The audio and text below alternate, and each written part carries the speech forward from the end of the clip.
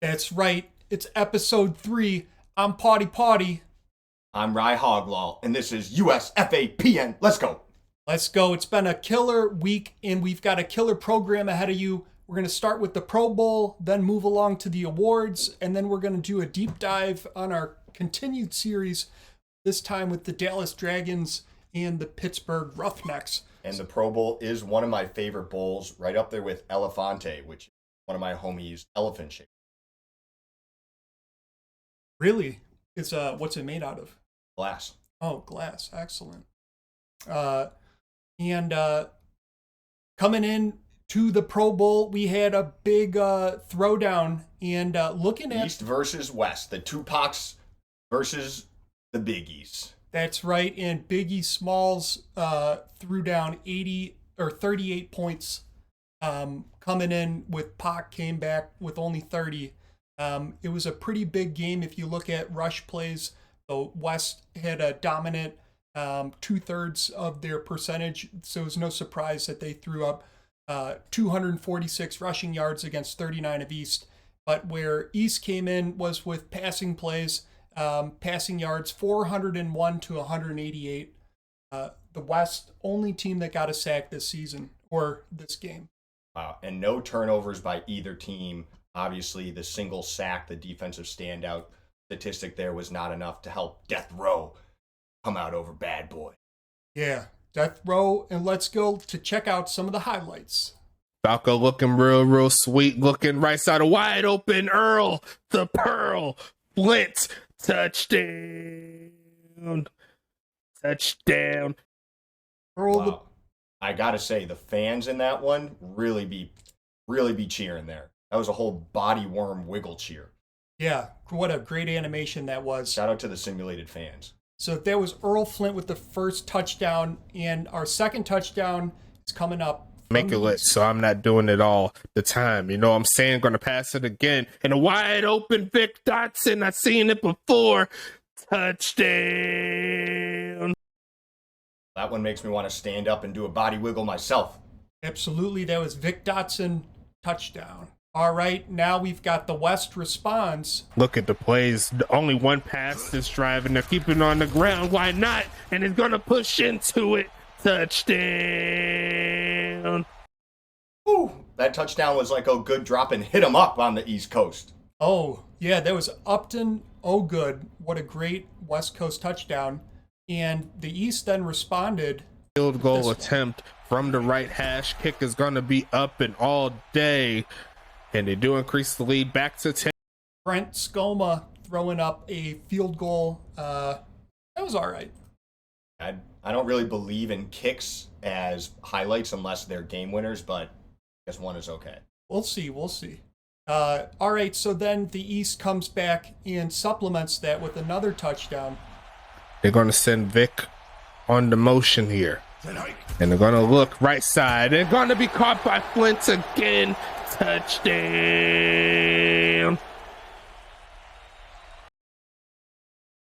Right, you don't want beef with the East Coast, baby. Oh, they'll go right into the stairs, climbing up. That was the second one for Flint this game. West Coast then, here we go. Goal range here for Williams. Check this one out. Gonna boot this one here. Kick is up, and it is good from 50. 50-yarder. Wow. I'd say that's highlight worthy. You are a kicker, as maybe our viewers do or do not know, but in another lesser league, you are a simulated kicker. And clearly your first passion has always been simulated soccer. No, it's always been American football. It's always been about USFAPN. That's right. Every night. Let's go with the West Coast response. So far, it's been working in their favor. The ground game works again. Touchdown. Ulf Jacobson running that one in. Great play by the running back who'll be spotlighted in our deep dive later.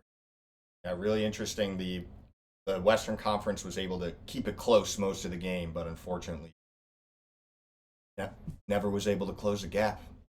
Nope, but the East did come back. Switches to audio only handoff, and Spiderweb's going to punch it in. Touchdown. Eastern Conference does it again. They'll hit 30. Spider Web, East Coast. Go field goal here to give them 20 right before the end of the third quarter. And they will. A nice 37-yarder from another kick, dude. From Williams. 37 yards. Holy shit. There's still one left. Where does that rank in the record books? Pretty middle of the pack. All right, and then West Coast then follows up. They move Jeff Brown slightly to the right. They're going to hand it off to Upton for the touchdown. A long drive makes it happen, and the West is a... Interesting to see the West Coast keep it on the ground for so many of their touchdowns. But as we know, people that can put it in the air win the games. That's right, and that's why we've got this next, the response from the East in their last offensive point scoring drive of the game. Biggest play of the game. It's either the West gets to stop or they lose, but they're going to go for the end zone to seal the deal. Touchdown. To Isaiah Fowler, touchdown in the East, but the West had one last card to play, and you're not going to guess what it is. Field goal. I see what they're trying to go with. They want to get the ball back. Surprised a lot of people. Let's break this down. 27-38, less than a minute to go. No matter what they do here, they're betting on an onside kick in order to win. Mm-hmm. You take the field goal instead of going for a touchdown, which already tells me you're not playing to win. You're playing to tie and go to OT. I do like that, if you just get the field goal, at least there's still the chance you can get those 8 points on the next drive if you get the onside kick. Whereas if you miss the touchdown, the game is over for you there. That being said, I personally would have played to win, go for touchdowns on both drives, cheat on the onside kick. How do you feel about that decision kick, you soccer player?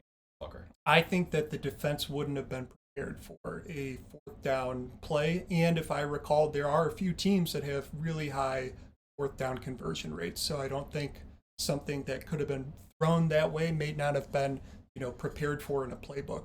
So are you saying think it was a bad idea for them to hit? Yes. All right. And so now we've got awesome. We have the awards from this year. So let's talk about the Academy Awards are one of my favorite events all year. Well, these are very similar, and it's instead of very similar. Who would be the cornerback? What type of Oscar would that be? I'd say that goes to Kate Blanchett and Tar. Okay. Cornerback of the year, Kate Blanchett, or X-Pac. Or X-Pac, season 7 winner. It looks like, but. Nice win there. So let's move along to the defensive end. Blaze Baxter from the Archers, and this was the first year that this award was presented. Wow, a long overdue recognition for defensive ends. Absolutely. And you're going to like the next one. Defensive tackle of the year, Todd Ziegler on the Probably Ziegler. Might be wrong. I will say this, the fact that there are awards for individual players is really benefits the defense more than the offense. Because the offense is always going to win your MVP. Defense is underlooked. So shout out to you, TZ. Shout out to you, BB. Absolutely. And you, XP. All right, but here comes the KP, your favorite position. Kicker punter goes to Greg Williams IV, who we saw in the Pro Bowl highlights. My least favorite position, I believe kicking should be taken out of the game of American football. And I want to know why kicking and punting are treated the same. Why is there only one winner for each? Obviously, kicking isn't that important to you if each kicking position only has one person that you'll consider for it. That'd be like saying defensive lineman of the year instead of having a defensive tackle. I don't like the setup. I don't like kickers. I don't like highlights of kickers. You know what else I don't like about kicks? When you watch a real game, what they do. They do a commercial before the kick, commercial after the kick, and then they kick off, and then another commercial before the drive starts. Kicks, the corporations want to keep kicks in the game so they can show you more commercials. That's a really original idea. That's not a conspiracy theory. That's the bottom line. That's the truth. Speaking of lines, coming up next, we've got linebackers. This one going to Tyler Rogalski and the Rattlers. Shout out to you, Tyler Rogalski. Probably your real name. Guessing. Yeah. Or is that a anagram for Lord Voldemort? It could be, or maybe it's a acronym like MVP, Most Valuable Player, which is going to Ulf Jacobson, running back on the Rattlers, but now it's to be featured on our deep dive later. That's right. Great running back, Ulf Jacobson. The first name alone in 3 letters makes you quake in your boots. Sounds like a Viking from a Nordic blood feud saga. Sounds like somebody, when you hear his name, when you hear that they just handed off the ball to him, you're protecting your monasteries, you're hiding your children. Shout out to you, Ulf Jacobson. Absolutely. He's taking those pieces of 8 and, those quarters of silver. And when he passes away, he's going to be buried in a ship with his concubine who are still alive. That's some real Viking shit. I thought they killed them. But Ulf is just such a badass. He said, no, let them. Fucking Ulf, you cold-blooded motherfucker. That's right. And coming up, we've got the quarterback of the year going to Hank Falco on the Browns. Well, Hank Falco. And Captain Falco, a very popular Super Smash Brothers player out there. Jeff, who's your most favorite Super? Ganon. And why didn't you name a player after him? I didn't think to. I'm a Pikachu Kirby guy. Well, that means you're quick and you can move around. I play more of heavies. With the big sword, people that can run through someone else, like a running back, who, guess who it goes to? Ulf Jacobson. No, this is now running back of the year. He won MVP. Oh, that's right. The Most Viking Player, Ulf Jacobson, taking two awards home. Oh, that's absolutely. Then we've got safety going to Preston Dotson, another archer. A lot of Dotsons in the league. Family affair for the Dotsons. Yes, absolutely. We've got tight end coming up next with another Vic Dotson. So what do you think the relationship there is? Father, son, brothers, cousins, perhaps same person with 2 accounts? Maybe it's the same person. So we've got a tight end and safety. To all the Dotsons watching, get in our comments. How are you related? Safety and these and subscribe. Both defense. Well, a tight end is an offensive position. What about Preston Dotson? Preston Dotson is a defensive position, and tight end Vic Dotson is offensive. So hypothetically, same person with. Is it possible to play both sides of the ball? That's my understanding. That's what Caboose explained. So coming up, we got the wide receiver going to Joseph Joseph. Looks like we're on 2 different teams. I think one's Anchorage. And shout out to your mom. Yeah. Audie. Oh, yeah. Joseph? Shout out to her. Your mom. Oh, okay. Oh, yeah. Previous wide receiver of the year award winner. Oh, there we go. And many other things. So the top... Would love to have your mom back in the league. Would love to have your mom on the pod. It's true. Yeah, open invitation. So defensive player got... Joseph has really big shoes to fill coming in. Yeah. Tyler Rogalski, defensive player of the year. Right, anagram or real name. Who knows? Get in our comments and let us know. Mm-hmm. And offensive player of the year, Hank Falco. So let's talk about the rookies. We've got rookie defenseman, Jerry Riggs. Jerry Riggs, great name. Jerry Riggs, you get the name ball of the episode award. That's right, the name ball. That's the ball. That's like the game ball, except it's awarded for having the best name instead of having the best game. Jerry Riggs. Nice. 2 names. And if that's your real name, I'm sending you a Well, and shout out to your parents for yeah, naming you Jerry. absolutely. Unless maybe the Jerry Rig is an idiom that not coming to you until after. Oh, yeah. Speculate. Next up, the offensive rookie of the year, Tyler Rogalski. Why is it often? What? That's a linebacker.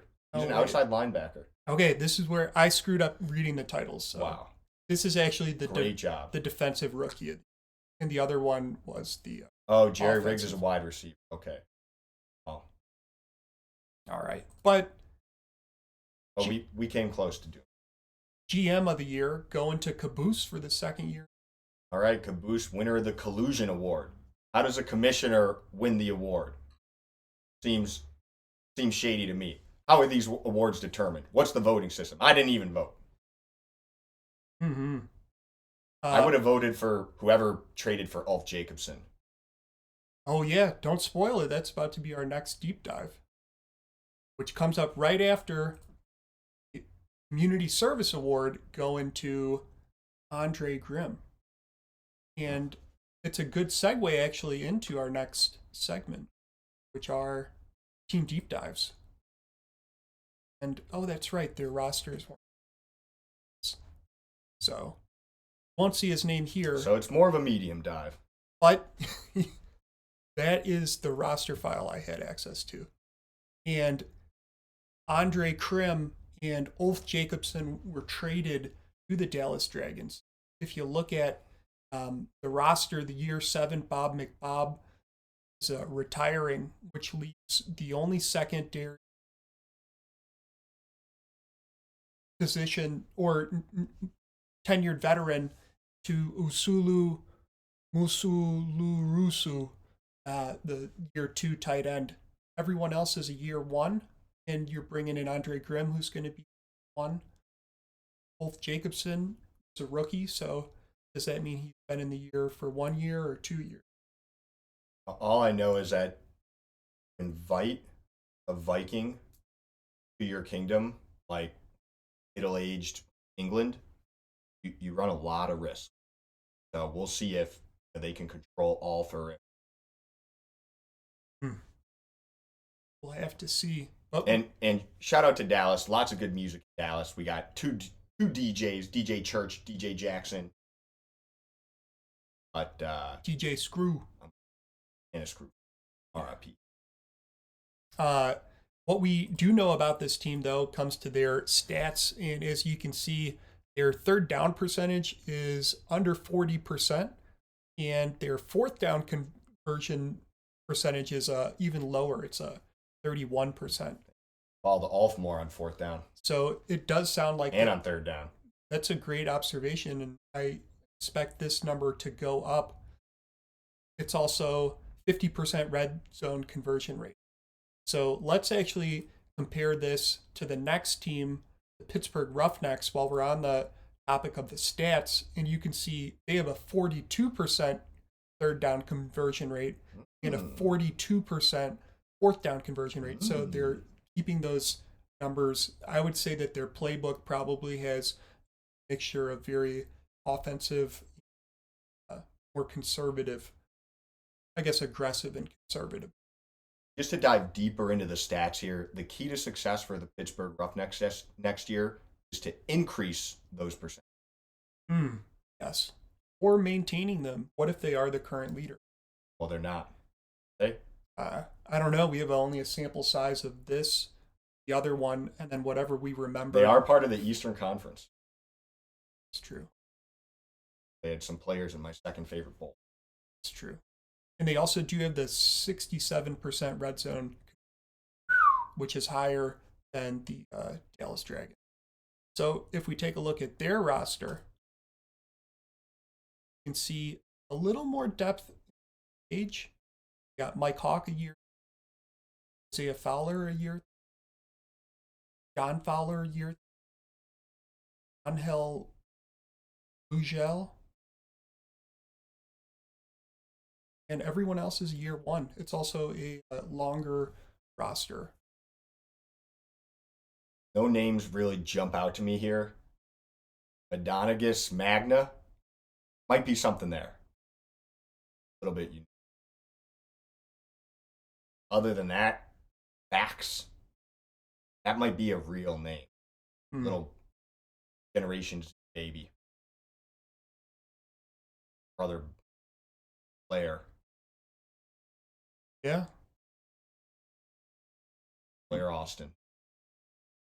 Well, that concludes our programming for this evening. That was a fun ride as always. Any closing thoughts or shout outs? Nope. This is Potty. I'm Rye Hoglall, like the hog walling.